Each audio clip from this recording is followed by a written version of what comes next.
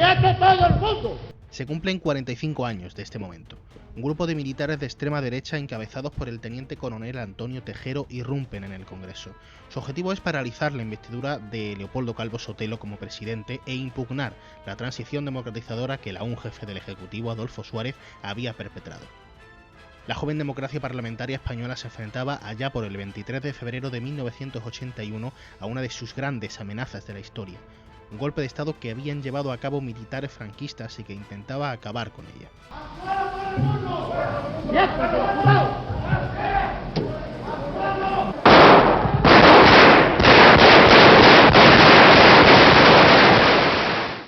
Tras estos disparos, el Congreso se mantuvo secuestrado durante 18 horas. 18 horas de incertidumbre, de miedo y sobre todo de horror, no solo para los diputados, también para el pueblo español. Un pueblo español que, cuando parecía gozar por fin de un sistema libre y democrático, veía como una vez más un grupo de militares creía que se podía levantar contra la democracia y acabar con este sistema libre. Tejero y Jaime Milans del Bosch, 45 años después, se emulaban al también fallido golpe de Estado del 36. En este caso, el golpe de Estado dio paso a la guerra civil y a la consecuente dictadura. Aquel golpe, ya lo saben, estuvo capitaneado por Sanjurjo, Mola, Queipo de Llano y Franco. Ante la situación creada por los sucesos desarrollados en el Palacio del Congreso y para evitar cualquier posible confusión, confirmo que he ordenado a las autoridades civiles y a la Junta de Jefes de Estado Mayor que tomen todas las medidas necesarias para mantener el orden constitucional dentro de la legalidad vigente. El entonces rey Juan Carlos I se dirigió a la nación a las 1 de la madrugada para comunicar que había ordenado a los militares sublevados frenar el golpe. El ahora emérito monarca salía a mostrar el apoyo incondicional de la corona a la democracia española y refrendaba así la elección que había tomado allá por 1975. El franquismo moriría con Franco. Sin embargo, ya lo saben, sobre la figura de Juan Carlos I y su papel en el 23F vuela una sospecha algo fundada. Podría haber sido conocedor y quizá incluso valedor de la intentona golpista. Según escribió el periodista Jesús Palacios en su libro El 23F, El Rey y su secreto, Juan Carlos I habría comunicado a los golpistas que él lo quería todo hecho. Esto, de ser cierto, no solamente probaría que Juan Carlos I era conocedor de la conocida como solución armada, sino que era además un valedor de esta propuesta. Lo que está claro es que el golpe de Estado fracasó y vislumbró, por un lado, la fortaleza de la democracia española, pero por otro lado, una de sus grandes debilidades, que es la permanencia de un grupo de personas que querían que el franquismo permaneciese sin Franco en España, impregnado en el Estado y, entre otros, en el ejército. Una idea, la de que el franquismo debía seguir, que hoy, 45 años después, parecen secundar por lo menos 2 de cada 10 jóvenes, según varias encuestas que conocimos a finales de 2025. Estos piensan que el régimen franquista era bueno o muy bueno y que no les importaría vivir en una dictadura. En este vídeo hablamos de las causas y también de las claves del golpe de Estado del 23F. La Diana, análisis desde el sur con Samuel Saborido. Que el ejército español ha sido tradicionalmente proclive a intervenir en la vida política es conocido, no es ninguna novedad. Desde el siglo XIX, esta institución armada, que hoy entendemos como completamente separada del poder político, pues ha ido rebelándose y levantándose frente a los gobiernos cuando entendía que los políticos pues no estaban haciendo las cosas bien. Durante la transición española, el grupo más duro del ejército franquista tuvo esa misma consideración. A su juicio, la jugada política de Adolfo Suárez y sus pasos hacia la democratización de España eran toda una traición al régimen. Y unos militares que habían sido durante las décadas del franquismo parte indispensable del poder político se veían legitimados para interferir, para hacer de árbitro y para frenar la democratización de España. La transición democratizadora escocía esa parte del ejército de las que hablábamos, y muchísimo más la legalización del Partido Comunista. En 1976 el PCE y su líder Santiago Carrillo volvieron a ser actores políticos legítimos, un movimiento que dio una estocada definitiva al régimen franquista, uno que se había sustentado en el odio al comunismo. En noviembre de 1978, a escasas semanas de que la Constitución recibiese su sí definitivo en referéndum, se desarticuló en una cafetería de Madrid una intentona golpista, la conocida como Operación Galaxia, un plan golpista orquestado también por Antonio Tejero que pretendía tomar el Palacio de la Moncloa.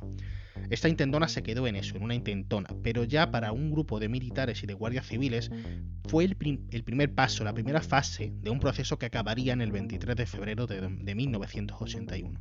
Con los años, la crisis económica, el terrorismo de ETA y la concesión de las autonomías cabrearon a un grupo de militares ya per se candentes y ya per se enfadados con el gobierno de Adolfo Suárez y en concreto con el ministro de Defensa, que era por entonces Manuel Gutiérrez Mellado. Gutiérrez Mellado fue teniente general durante el franquismo, un régimen que ayudó a construir, puesto que fue uno de los militares que se sublevaron contra la Segunda República. Cuando en 1976 acepta la invitación de Suárez de formar parte de su gobierno, su propósito era precisamente tratar de convencer al ejército de la conveniencia de la transición. Pero para el grupo que en 1981 daría el golpe de Estado, esto era una auténtica traición. Así, en los 80, dado el desgaste del gobierno de la UCD, los futuros golpistas comienzan a esbozar su plan. La idea era la siguiente: un grupo de militares entraría al Congreso y paralizaría así el país. Unas horas después, el general Alfonso Armada entraría en el Congreso con una solución pacífica que buscaba frenar un golpe que él en secreto mismamente había promulgado. Alfonso Armada había sido uno de los valedores y uno de los preceptores de Juan Carlos I como monarca, y creía o decía contar con el apoyo de Juan Carlos I para esta conocida como solución armada. La solución armada era esa, precisamente armar el golpe de Estado y llegar con un plan que iba a frenar el golpe y a pervivir el sistema democrático. Ese plan era el conocido como gobierno de concentración. Entraría él a presidir el gobierno con ministros de todos los partidos, incluidos los socialistas y los comunistas. Se escogió el 23 de febrero como fecha, dado que en ese momento se estaba produciendo la investidura de Leopoldo Calvo Sotelo como presidente tras la dimisión de Adolfo Suárez, lo cual aseguraba que en el hemiciclo iban a estar todos los diputados y el gobierno. De tal modo, y como estaba previsto, Tejero a las 6:23 de la tarde entra en el Congreso y lo secuestra, y a las 7 el general Milás del Bosch despliega 2.000 militares y 50 carros de combate en las calles de Valencia. Tanto en la Cámara Baja como en las calles de Valencia, los periodistas y los medios fueron uno de los objetivos del golpe. Aún así, medios como la agencia EFE, el diario El País y la cadena SER protagonizaron toda una rebelión de periodismo democrático.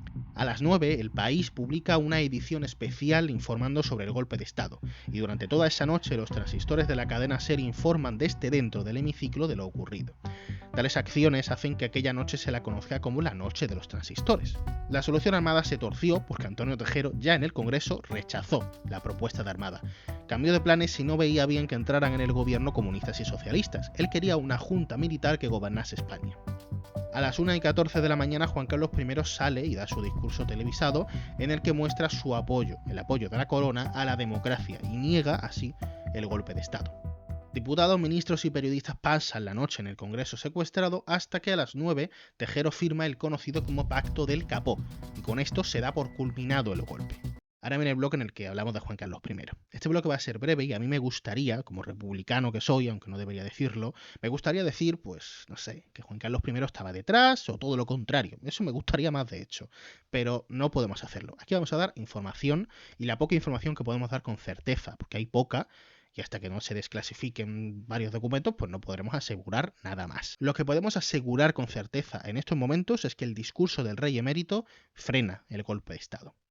Tal intervención se dio, es verdad, 5 horas tarde, 5 horas después de que el Congreso hubiese sido ya asaltado. Por lo que se sabe, el discurso se grabó a las 9 de la noche, pero no se pudo emitir hasta las 1:15 por problemas técnicos. Aún y así, se habría grabado 3 horas después del inicio del golpe, algo que podría generar dudas sobre si precisamente el rey emérito estaba entonces pensando qué hacer. Aún y así, el golpe fue frenado, insisto, entre otras cosas por ese discurso. Por otro lado, Armada decía contar con el beneplácito del monarca. Esto puede ser una mentira o una creencia del golpista y no una realidad, pero de serlo, pues estaría, digamos, casaría esta idea con la frase de "dádmelo todo hecho", que según el periodista Jesús Palacios, pues habría manifestado el entonces monarca. Me vais a permitir una reflexión final, ¿vale? Cuando ciertos grupos políticos hablan de asalto a Televisión Española o asalto al Congreso de los Diputados, cuando el gobierno pone a gente afín en estas instituciones, algo que hace, está cometiendo una irresponsabilidad. El que asaltó el Congreso fue Antonio Tejero y fue de extrema derecha. Los que atacaron a la prensa fueron los franquistas con la censura y los golpistas fascistas durante el 23F. Y un golpe de Estado, por cierto, es tratar de destituir de manera repentina y generalmente con la fuerza al poder político, no poner urnas. Creo que se me entiende.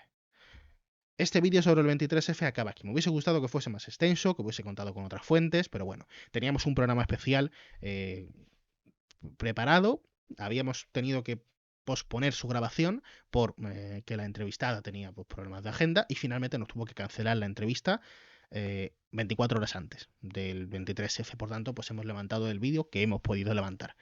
Con esto, anunciaros que el próximo 28 de febrero, como es lógico, tenemos especial en la Diana sobre el Día de Andalucía y que no habrá programa el jueves, pues por eso, porque estará el 28 de febrero. Nos vemos en el siguiente vídeo. Date una vuelta por el canal que seguro que encuentras un vídeo que te interesa. Chao, chao. La Diana es un video podcast autoproducido y presentado por Samuel Saborido. Puedes vernos y escucharnos en YouTube, Spotify e iVoox. Y ahora también leernos en ladianapodcast.com.